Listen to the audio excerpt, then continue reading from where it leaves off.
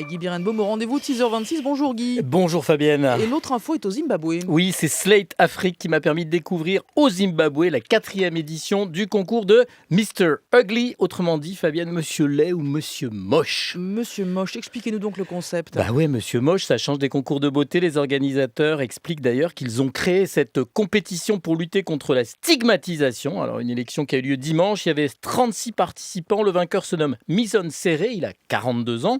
Et s'il a été élu l'homme le plus moche du pays, ce serait très largement grâce à son sourire édenté. Je vous conseille d'aller voir les photos. Alors ça n'a pas plu du tout, Fabienne, à William Masvinou. Ah bah oui, qui ça William Qui est cette Masvinou, personne ce bon vieux William qui avait gagné 3 fois déjà Voilà. le concours de l'homme le plus laid du Zimbabwe. Et là, William n'a pas du tout digéré sa défaite. Vous allez voir, Fabienne, que ses arguments sont assez intéressants. Parlant du vainqueur, il explique « Je suis naturellement moche ». Lui, il ne l'est pas. Il est seulement laid quand il ouvre la bouche. Et effectivement, d'autres candidats ont regretté de manière apparemment assez C'est les dents de la mer alors. C'est ça, c'est les dents de la mer ou les sans dents, c'est selon. Il y a eu des bousculades, une émeute même selon le Huffington Post québécois.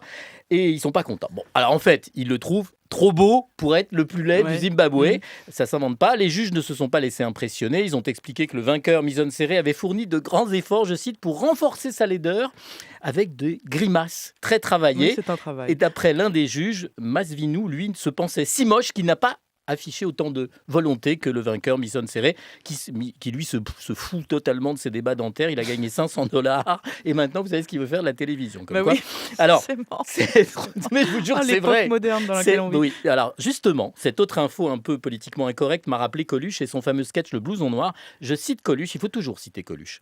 Dieu a dit, il y aura des hommes blancs, des hommes noirs, il y aura des hommes grands, des hommes petits, il y aura des hommes beaux, des hommes moches, et tous seront égaux, mais ça ne sera pas facile. Et puis il a dit, il y en a même qui seront noirs, petits et moches, et pour eux, ce sera très dur. Et bien ce sketch, Fabienne, il a 40 ans cette année, il est de 1975, et je me demande s'il ferait encore tant rire que ça, à part Céline Dacosta à côté de moi, que ça aujourd'hui, je ne sais pas. Ne soyez pas si sombre, moi je suis sûr que ça marche encore. Et puis d'ailleurs, je voulais vous le dire, vous n'êtes pas si mal, Guy. Merci Fabienne, vous N'essayez non pas plus. de concourir si vous passez par le Zimbabwe. J'irai pas.